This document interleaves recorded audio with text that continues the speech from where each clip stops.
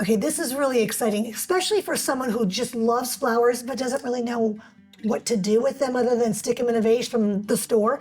So we're with Jody and with Kelly. This is the Live Flower Arrangement 101 class, but you guys are an official club. Yes. Yes. I love everything official. So officially, I'm going to be able to walk out of here with a beautiful arrangement We will have Yes. based on the flowers that I just plucked out of a bouquet from our grocery store. What a great idea. And thank you again for doing this right off the rip. So this is going to be a really educational class. So what do we have so far? This is what Okay. you've just picked out of the grocery store. This is it. And so the very first thing that we want to do is separate our flowers and types of flowers that we have. And this is basic flower separation, but we're going to separate them even more. Kelly already wow. has hers separated. We want to separate the greenery, of course, and we want to separate all of the flowers so that, like in this arrangement right here, they sent us these. Yeah, which I see a lot of these in the grocery store. Because A they lot of these- last yeah. so well. And here's a greenery and another type. And so I want to keep all the same kinds together. And I want to get that sorted before I ever begin to arrange anything. That's a really good point, Jody, because a lot of times we take the bouquet, and if I may, I take this and I go, plunk okay, it this in. will go here, this will go, and it just looks like I just really just Plunked took it it out, in. plunked it in is a great term. That's So by separating by color, separating by style, That's it. that's great. And so Great tip. here we are doing the same kind of flowers and we're sorting them together. And that rose is going to go with that. And this is going to be a greenery that we're going to put together. And then I'll do the same thing with these. And they're, Yeah. Kelly is doing the same thing with hers. And hers are already pretty well sorted. Because Kelly, this is what mine would look like at home. Well, what I with it all just being in one clump. I actually bought 3 different small bouquets. Okay. So I'm combining the things that I bought. So I bought 2 mixed bouquets, and then I had 1 bouquet that was just of what we would call a filler flower. Okay, a filler flower. So Speaking of fillers, do you guys ever just go pluck in your yard? We don't have flowers per se around here that we can pluck in the yard. However, what we do have is greenery. Yeah. And we have greenery that we can go and collect from our bushes, and we do a real good job of doing that. If we don't have access to greenery like this from the grocery store, then we will go to the yard and I just get a bucket and plunder as much as I like the can. word plundering. We are pirates.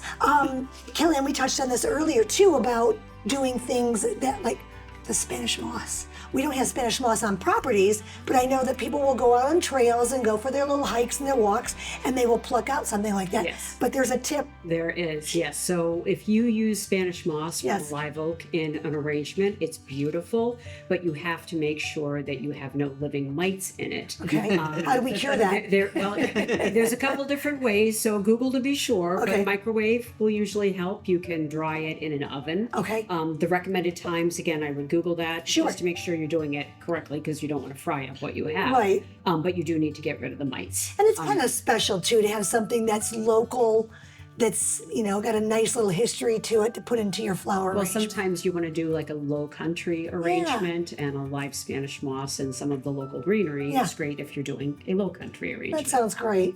Perfect. So we're separated.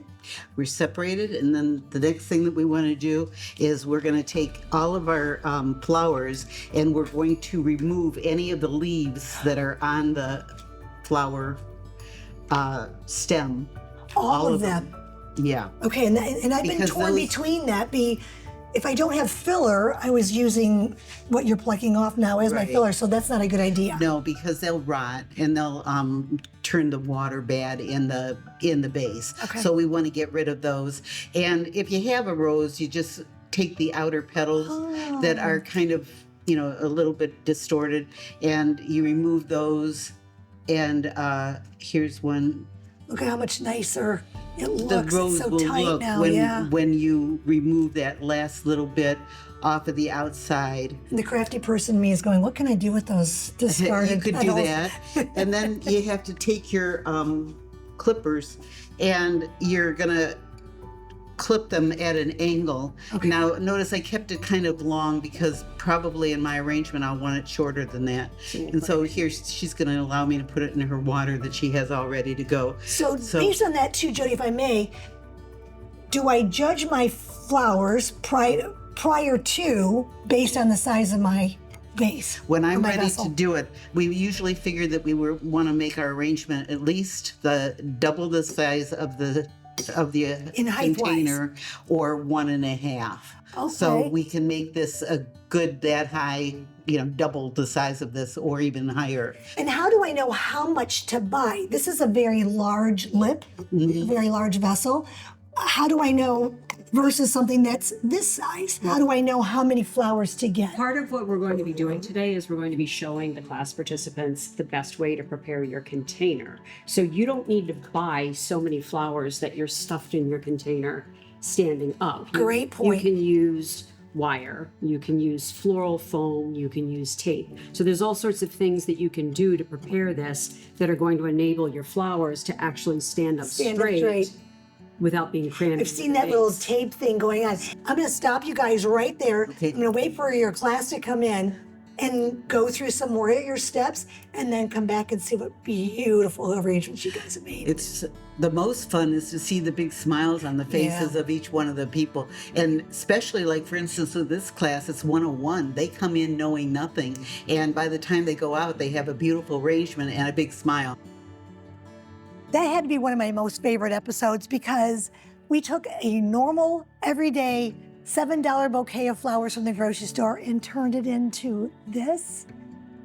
I'm so inspired. I'm so excited. I can't wait to go home and start building my own vases and buckets and bowls and things. So look forward to teaching you guys more new tricks, and we'll see you again real soon.